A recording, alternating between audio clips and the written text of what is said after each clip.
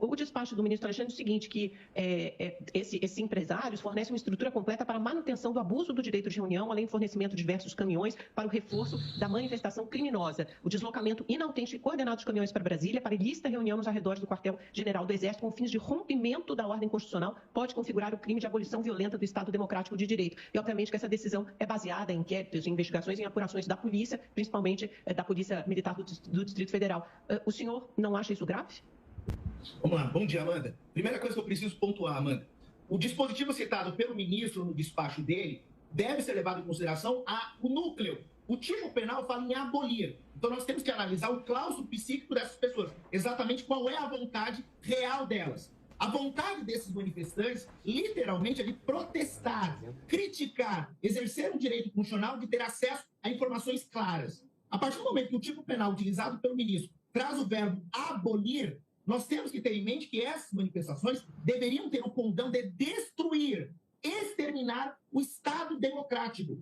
E o que nós estamos identificando são pessoas que literalmente estão exercendo o seu direito constitucional à reunião sem se utilizar do verbo destruir. E se não bastasse, Amanda, se me permite, o STF, lá na Lei de Segurança Nacional, exigia e exige 2 requisitos. Um de ordem subjetiva e outro de ordem subjetiva e outro de ordem objetiva. Qual que é o primeiro requisito? Temos que ter movimentos políticos combinados com a lesão real, potencial à integridade do Estado.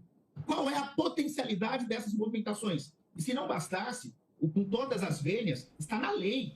Movimentos, passeatas, greves, reuniões, todo e qualquer movimento social, essas condutas são antijurídicas. Então, nós temos que analisar o tipo penal em consonância com o direito constitucional. Eu não identifico uma vontade consciente e livre de abolir, destruir absolutamente nada. E pegando o seu gancho, essas faixas que tratam de intervenção federal, o leigo sequer sabe que intervenção federal só pode ser decretada pelo presidente da República. E o rol é taxativo.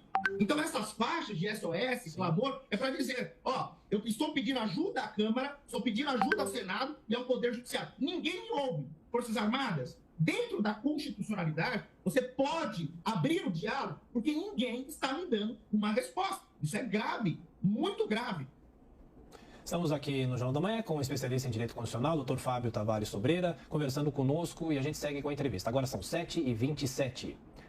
Doutor, na sequência, a pergunta do Roberto Mota. Bom dia, professor. O senhor tem conhecimento em alguma democracia ocidental de uma situação equivalente ou similar à que vem acontecendo no Brasil, onde tribunais assumiram protagonismo, uma liderança quase completa do processo político, inclusive, como o senhor apontou muito bem, inovando, entrando em território nunca antes explorado no que diz respeito à supressão de liberdades e direitos fundamentais. O senhor conhece alguma outra nação em que alguma coisa assim esteja acontecendo? Todo Estado, Mota, que começou com esse tipo de coisa, literalmente saiu de um presidencialismo, passou para um semipresidencialismo, e isso acaba literalmente desbocando num Estado ditatorial. E eu explico.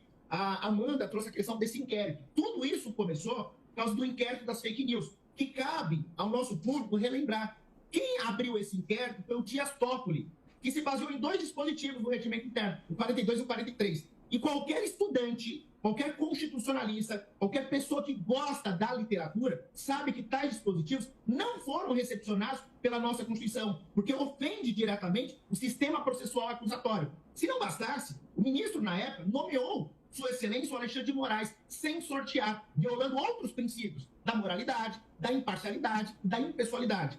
Ato contínuo, o ministro passou a ser literalmente o presidente do inquérito, vítima, investigador, acusador e juiz da causa. A Constituição não determina isso. Isso são sistemas inquisitoriais.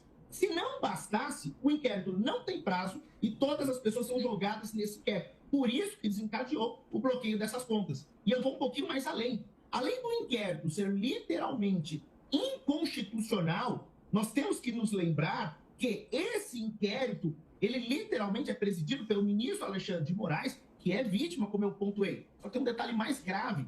A nossa Constituição fala em devido processo legal. E, Mota, qual é o processo? Não existe processo. O que existe é um inquérito.